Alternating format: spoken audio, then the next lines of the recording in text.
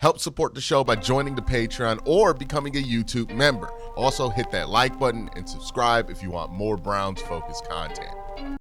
All right, so camp has had a significant portion of it run through. We're about halfway through the public portion in Berea, and I want to talk about 5 things so far that we have learned in Browns camp. Some of these things are going to be good. Some of these things are going to be not so good. Let's start with the first thing, which is the Browns have lost a lot of starters, right?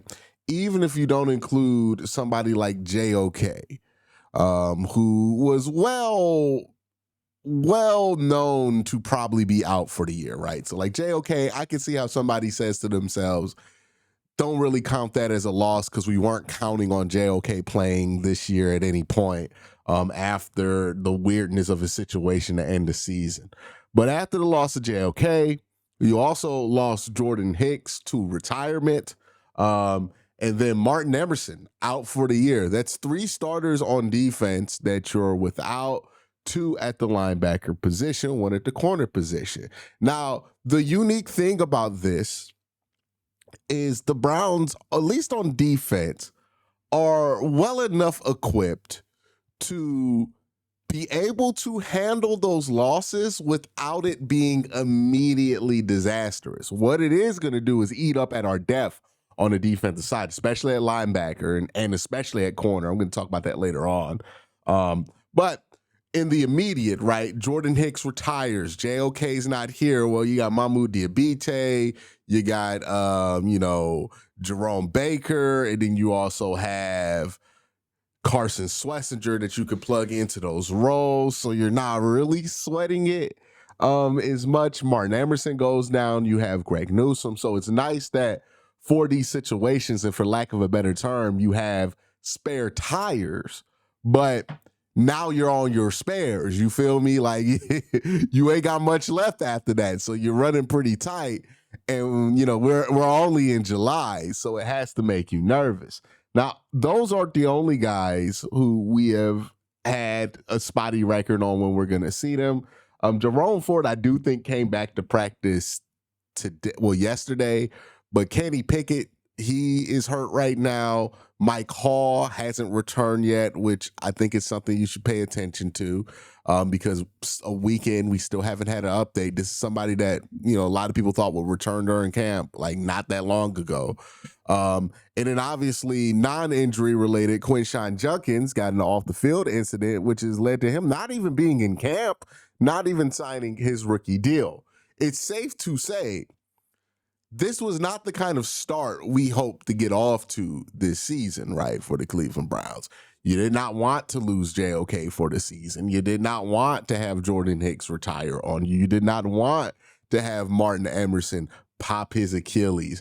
You would love for Mike Hall to be back right now. You would love for Quincy Junkins to be getting these valuable reps right now instead of preparing for a legal case, right? And even somebody like Kenny Pickett, you would still want him to be practicing just so you can have as much information on him as possible before you make a final decision at the quarterback room. This has not been a great start for the Cleveland Browns camp as far as health goes, or availability more so than health, because some of these situations are not health related, they're availability related.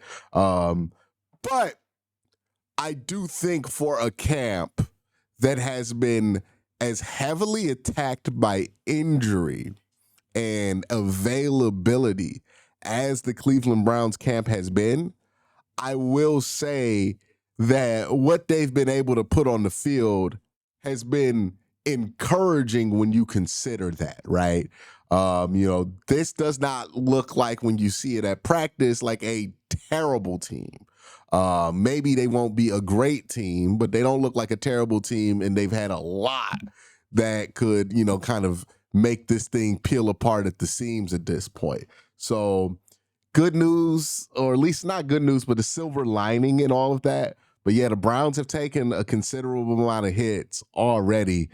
And, as I record this video, it's the last day of July, dog. Like, we got a whole month and a week until you get to the season. 2 joint practice sessions, 3 preseason games. The Browns really can't stand to take more attrition during camp. And it's going to be interesting to see how they operate, knowing the hits that they've taken. And it's interesting, too, because I could see somebody from the outside looking in blaming the more intense camp for these injuries. But a lot of the availability stuff has nothing to do with that, right? Martin Emerson's injury was non-contact. So it's safe to say that had nothing to do with the more intense practices. And then even then, he didn't get hurt at a padded practice. JOK, that was last year. Jordan Hicks just retired. Quinshon Junkins has nothing to do with these more intense practices. I see a lane for a narrative to brew that the Browns doing more intense practices is why they're having all these injuries. But I think it's important to look at what's going on right now and make sure somebody pops up with that to call it out as bullshit, right? Like even Kenny Pickett's injury was a hamstring pull on a play action boot. Didn't have anything to do with physicality. So I guess that's another silver lining, is that at least all of these availability situations don't have to do with having a more intense practice. And maybe that means that we can keep these more intense practices, because I do think it's better for the team overall to have these. Let's move to my second thing that we've learned about the Browns so far. This kind of adds on to what I've been talking about. The rookies look good, right? The reason we're not freaking out about linebacker right now is because Carson Schlesinger legit looks good. Mason Graham has put together a couple of plays here where you're like, oh yeah, I see the vision. Like that guy could be really, really good for a really long time. Just a straight up stud, right? I wish we could see Quinshon right now, because I think there's a lot of opportunity for him to shine, but obviously he got himself in trouble, so he's not participating. Harold Fainin has had moments where he's shined. Even Dylan Sampson has had some nice moments in camp. And the quarterbacks, both of them, not Dylan Sampson as a quarterback, but Dylan Gabriel and Shador Sanders, I think have been having pretty solid rookie camp so far. I think you've seen some encouraging stuff from Dylan Gabriel. I think the stuff with Shador is obviously even more encouraging that you're seeing out of him. But both putting together bodies of work during camp that aren't embarrassing, aren't bad. When they've gone up against the first team, they've held their own. Good stuff, and this is like from every draft pick from the top on down, except for Quinshon Junkins, who did look pretty good in OTAs, but that's the one guy we haven't gotten to see, and it's unfortunate. But you look at the rookie guys this year, I think every single one of them have given you a moment where you're like, okay, heck, I can see how this could work out in some capacity, right? Yeah, I think that's a fun sign, right? For a draft class that we all looked at and all universally said, hey, this draft class is really going to tilt the scales to how we view Andrew Berry, because if you look at his drafts, I think 2021 is legitimately an awful draft. 2022 is a bad draft, but you can point to 2023 and 2024 as better drafts based on what they've been able to get out of them in recent years. So, two good drafts with first round picks. Well, two bad drafts with first round picks, two good drafts without first round picks.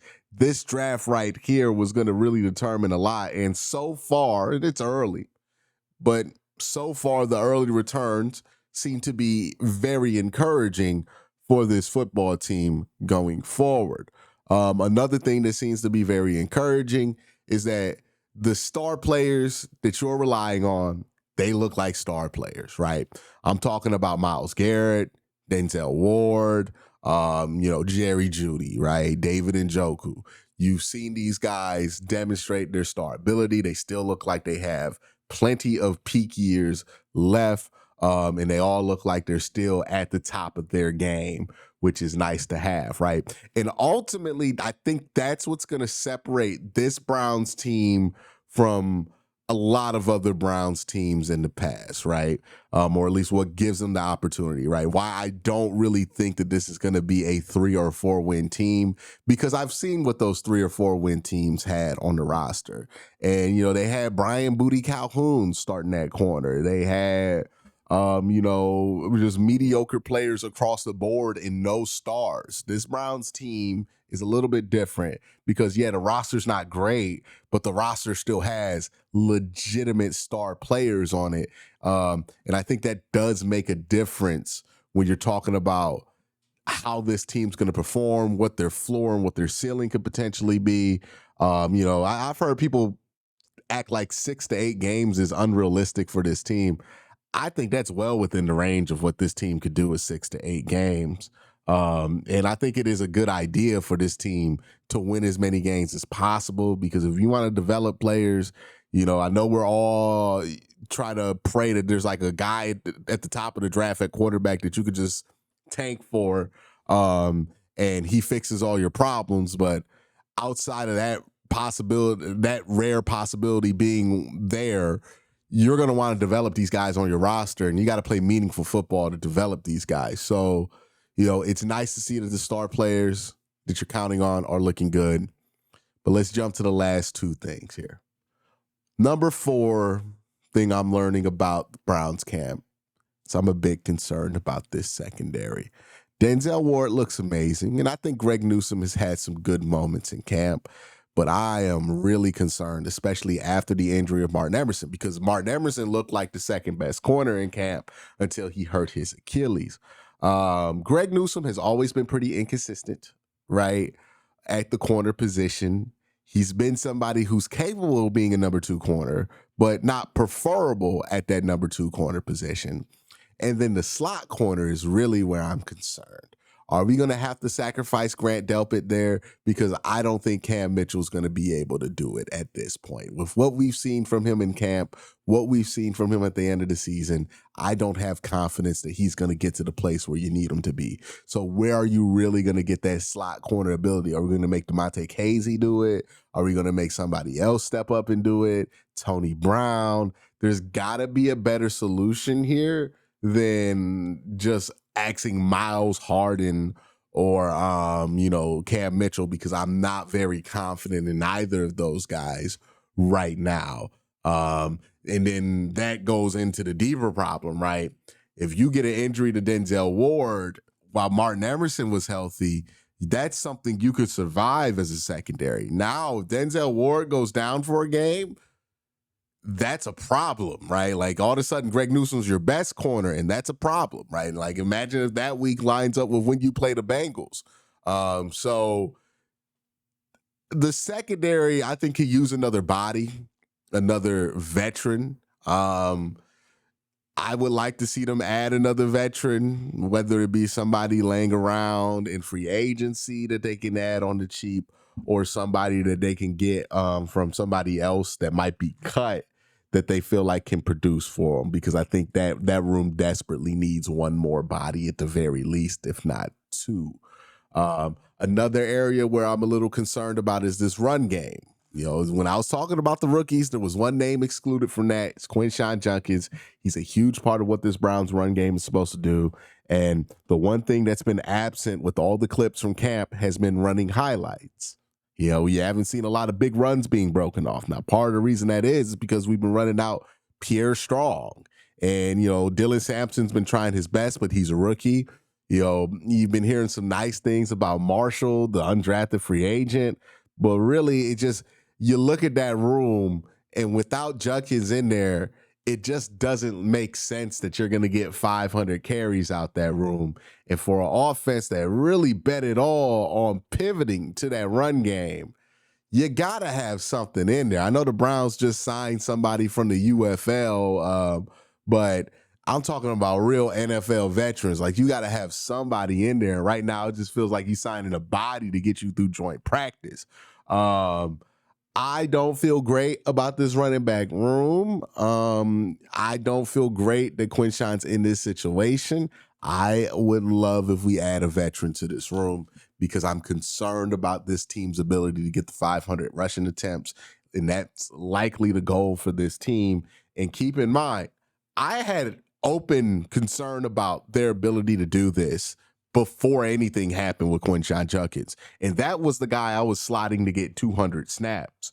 Now that guy's up in the air, I mean, it's a full-blown crisis at this point. This is part of the reason, and I think this will be the last time I say it because it's pointless now. But this is why I thought bringing back Chubb was a good idea. I know people thought, oh, it'd be disrespectful to bring him back when there's not a role, but I thought there was a role, somebody who could be that secondary back to Quincy. And, it's ironic because in Houston right now, Nick Chubb is being elevated to the starter for a very similar situation. Oh, not similar situation, but similar circumstance that the Cleveland Browns are going through right now, right? And they have that safety valve in being able to put Nick Chubb out there. And we'll see what Nick Chubb does because he might just be cooked at this point. But I would feel a lot better if we had him out there versus, hey, man, we're going to ask Jerome Ford and Pierre Strong to carry the load. That doesn't feel like a good idea because it hasn't been the last 3 years. So I'm concerned about this run game. Hopefully they bring in some veterans in the run game in the secondary to make me feel a little bit better about it. I understand I'm not going to feel great about either room at this point, right? You're not going to bring in anybody that's going to make me feel amazing about the room, but you can bring in people that make me feel a lot better. You know what I mean? And that's kind of where I want to be at. But that's my thoughts. Those are the things I feel like I've learned so far at Browns camp. Looking forward to getting down there Friday, being able to watch it in person. So really looking forward to that. But so far, that's my thoughts. Let me know your thoughts in the comment section down below. Have a great day. Have a better night. Peace.